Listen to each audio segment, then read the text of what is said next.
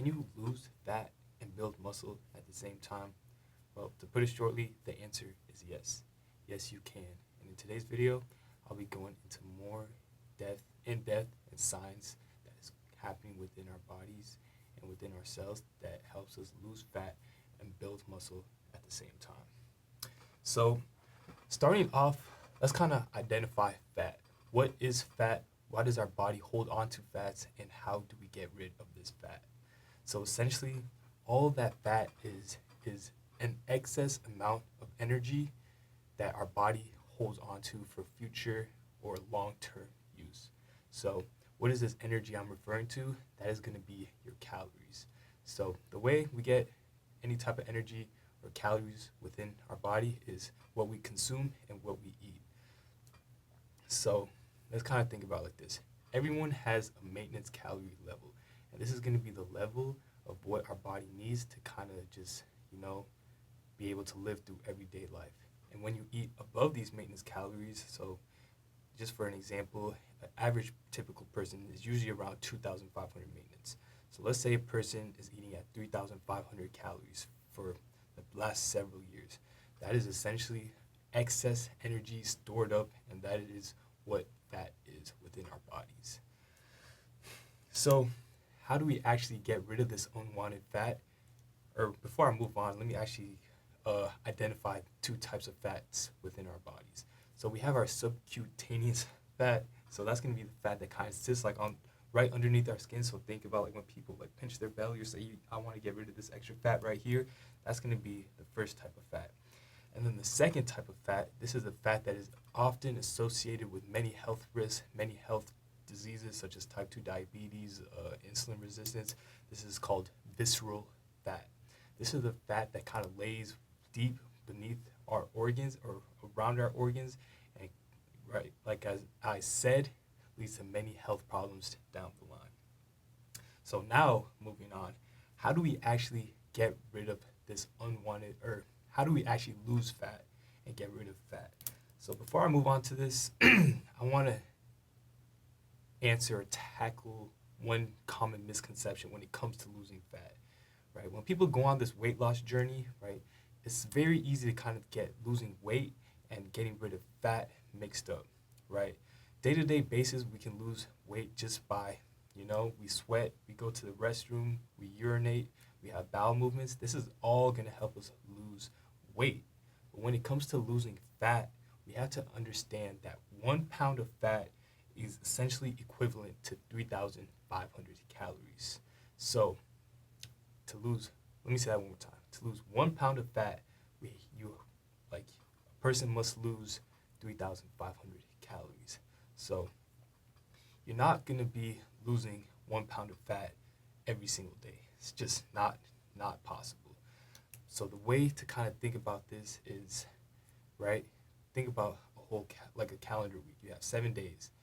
So the main things that kind of go into losing fat is being in a caloric deficit, right? So like I mentioned earlier, we have our maintenance calories. We want to be eating below our maintenance calories by 300 to 500 calories. So remember that number 3,500. So let's say you're eating beneath those maintenance calories. Say you're eating 500 less calories every single day, right? So if you add up 500 times 7 a week, that's essentially going to be that 1 pound of fat. But now we have to kind of understand that everyone's metabolism is going to be kind of different. So what is your metabolism? Your metabolism is essentially just, right, kind of the energy that we need to kind of function every single day. So there's 3 main big portions that makes up our metabolism. I'll put up a chart up here somewhere on the screen, but essentially we have our BMR, which is going to be our basal metabolic rate. This is essentially kind of what we burn throughout the day. This is going to make up 60 to 75% of our energy expenditure or calorie expenditure throughout the day. Then we have NEAT, which stands for non-exercise activity thermogenesis. So think about this, like, you're kind of sitting around, you're kind of fiddling, right? Or you like tapping your toe. I'm tapping my foot right now. That's going to be also contribute to a portion of your calorie expenditure, burning calories. And then you have T REF, which is going to be, forget what it stands for, but this is the energy or thermic energy food, something along those lines. This is what we use to kind of help us digest, absorb, and metabolize our food. So with all that being said, kind of addressed all the signs behind what it goes into losing fat, let's talk about building muscle and why it is so important, or why it could help speed up your fat loss phase. Essentially, when we build muscle, muscle is going to be one of the most metabolically active tissues within our body, right? So if you just remember what I said, right? We have our metabolism, but building more muscle is going to kind of increase our metabolism. So you know how people sometimes say, oh, I just got a slow metabolism, or oh, I got a fast metabolism. It essentially is true, but everyone still does have a metabolism, right? So building muscle is going to help kind of increase your metabolism. So if you're someone that really is trying to lose weight, building muscle or strength training and resistance training is probably one of the most beneficial things you could do when it comes to losing weight. Or you see how I kind of mix it right there, losing fat. So there's this term within the fitness industry, and that is called body recomposition. So what is body recomposition? This is essentially losing fat and building muscle at the same time. Kind of the whole point of this video is going to rely or be around this idea of body recomposition. So the way I kind of like to think about this is, think about you have this big ginormous room, right? And then within this room, you know, you have a bunch of different items. You have posters up on the wall, you have a bed, you have your work desk, or you have a table, you got lamps. So think about this room is going to be assimilated to like the human body. So within the room, say you wanted to switch it up, right? You're going to take some things off. You're going to take some posters off the wall. You're going to kind of rearrange your bed, your table, and then you're going to also bring some things in, right? You're going to maybe switch out your bed. You're going to get a new mattress, or you're going to get a new desk, right? Essentially, this is kind of what goes on within our bodies when it comes to body recomposition. So think about it as we're trying to strip away as much of these fat cells, or much as fat as possible, while we're trying to bring in new protein, or we're trying to bring in new muscle and build up as much muscle as possible. So how do you actually go about body recomp? So you need to focus on three main things. You need to focus on your exercise, you need to focus on your nutrition, and overall you need to focus on your recovery. So what is a typical week going to be for exercise, right? You should be focusing on doing strength training 3 times a week, and then maybe 2 cardio days. And these cardio days can either be light, moderate walks, focusing on that zone 2 cardio. I'll go into a different video going more into depth about cardio, but you want to be doing maybe something like an incline walk, or just a brisk walk around the block or park. And then for your strength training, you really want to be focusing on your compound movements. Especially if you're a beginner lifter, these compound movements are going to be the most beneficial if you really want to lose that fat and get stronger and build muscle. Now let's talk about nutrition, right? What should you be focusing on your nutrition? So you should really be focusing on getting an adequate amount of protein. Anywhere from 0.8 up to 1.2 grams per pound you weigh is a good kind of range to be at when you're trying to do a body recomposition.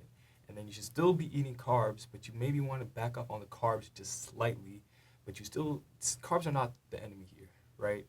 It's just overall, like I said, calories that you want to be losing. So the main thing you want to do when it comes to nutrition is be in a caloric deficit, right? This is where you're going to be able to lose that fat. So you want to focus on getting your good protein, good carbs, good fats, and one thing that a lot of people kind of skip out on is fiber. You want to be eating fiber. This is going to help you feel more full throughout the day, and it's going to help with your digestive system and kind of digesting your food. And then strength training.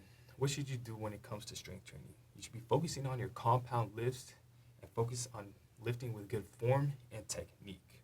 And then you should throw in cardio 2 to 3 times a week. So what would that look like through a week?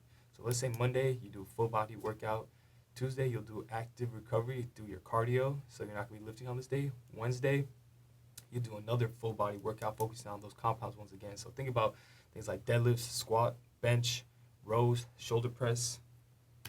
And then Thursday, you're going to go another cardio day, also, doing maybe like a zone 2, zone 3 cardio. Zone 2 is typically that good range. It's not too intense, but it's not too little, but it's just a good amount that you want to be doing. And then third most important thing when it comes to strength training is you want to focus on progressively overloading over time. As a beginner, this is going to be very easy for you to do. So that is also why it's very good to kind of start with this body recomposition. So what is progressive overload? Essentially what you want to be doing from a week-to-week basis once you've understood how to lift with proper form and technique is you want to be increasing your the load you're using by 10 to 15% every single week. So what does that look like? So let's say I'm doing a bench press. You're laying down, you're doing a bench press, right? And let's say I can only do 135, right? So I'm doing 135 for 8 to 12 weeks. To progressively overload this, I should be adding 10 to 15% more weight on the bar every single week. So maybe the first week I'm doing 135. Next week I add 5 pounds on the bar, so that's going to be 145. Doing that the second week, then the week after that I'll do 165, and just keep doing that until you kind of hit that plateau phase. But progressive overload is one of the most important things when it comes to actually building muscle. So moving on, let's talk about recovery. Recovery is something that is often overlooked when it comes to just overall fitness, right? You need to let your body take time to rest and recover from the damage you are doing in the gym. So when you're going to the gym, essentially what you're doing is you're kind of damaging your muscles. You're causing all of these tears. You're essentially think about like a towel. You're kind of squeezing it out, just getting all the juices out the towel, right? And then essentially you're draining out that towel, or you're draining out that muscle. So when you recover, so when you go to sleep, when you sleep 7 to 9 hours a night, when you're getting the proper nutrition in, you're essentially kind of letting that muscle grow back even stronger and more full than what you left off at the gym. So that's why it's very important to focus on the recovery aspect when it comes to this body recomposition. So with all that being said, how are you going to go about this body recomposition, and how can you get started? Well, I'll give you a week-to-week time frame on how to actually structure this. So first off, you need to calculate what your maintenance calories is. So, you could go online, just type in basal metabolic rate calculator. This will kind of give you a number that you can kind of play around with. So for most people, it's going to be around that 2,500 calories, right? So I'm sorry, but if you really are serious about this, you're going to have to kind of track your calories just a little bit. And I'm not... So you're going to track your calories just slightly, right? So say you're at 2,500 calories, you're going to track that for a week. And then you also need to be weighing yourself every single day. Try to keep it the same. So let's say you're going to wake up in the morning, use the restroom, do whatever you need to do. Before you even eat anything, take your body weight. That's kind of going to give you the best kind of way to gauge how much weight or how much fat you're going to be losing. So let's say you weigh yourself and then you're 165 pounds, you're eating 2,500 calories, and then at the end of the week you're still 165 pounds. That's a good way to kind of know that your maintenance calories is around that 2,500 calories. But let's say you're eating 2,500 calories and then you kind of drop in weight. So let's say you're 165 on Monday, and then Sunday you weigh yourself and you're 164. Maybe you're already eating in that deficit. So you could kind of use that number, use 2,500 as a calorie, but it can also go the other way around. If you're eating 2,500 calories, you're 165 on Monday, and by Sunday you're 166. Your maintenance calories may be a little bit lower. So you need to understand what your maintenance calorie is before you get started. So next, what are you going to do from there? You're going to strength train 3 times a week. So Monday, you're going to do a full body day. You're going to do your bench press, row, deadlift, shoulder press, a single leg movement like a lunge. That's 5 exercises. You're going to be doing All that for, let's say, the first 4 weeks while eating in a caloric deficit. And then for the nutrition aspect, you're going to be focusing on getting at least 0.8 grams up to 1.2 grams of protein per pound you weigh. So let's say you're a 165-pound individual. Let me do some quick maths on my calculator. So 165 times 0.8, 132. You should be eating at least 132 grams of protein. Perfect. And then let's say that's the first 4 months. Now you're going to go into the next 5 to 8 weeks. So you're going to keep that resistance training, and you're still going to be doing that cardio 2 to 3 times a week. And then from here, right, now we're going to start kind of doing something that's called like carb cycling. So let's, like beginning of the day, mornings, let's try to strictly eat just proteins, fats, try to keep the carbs just reduced. But the thing we're doing with the carbs is we really just want to keep our carbs around our training cycle. So we're going to have something post-workout with carbs, and we're going to eat something pre-workout with carbs. That's going to give you the energy to kind of boost our energy during our lifts, but then the rest of the day, we're really just going to be focusing on eating protein. You still eat carbs, but let's just try to back off on the carbs just a little bit. And then let's say 8 to 12 weeks, right? And notice how I'm going for like a month at a time. This is not something that's going to happen overnight. You need to be consistent, and overall, it's going to help you down the line. So that is essentially everything when it comes to losing fat and building muscle.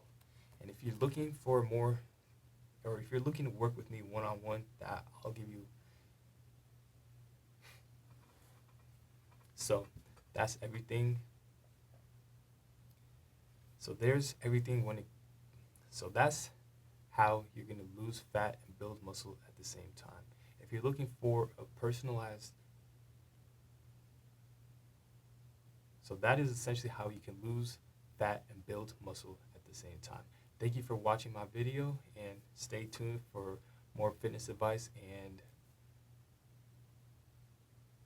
thank you for watching my video.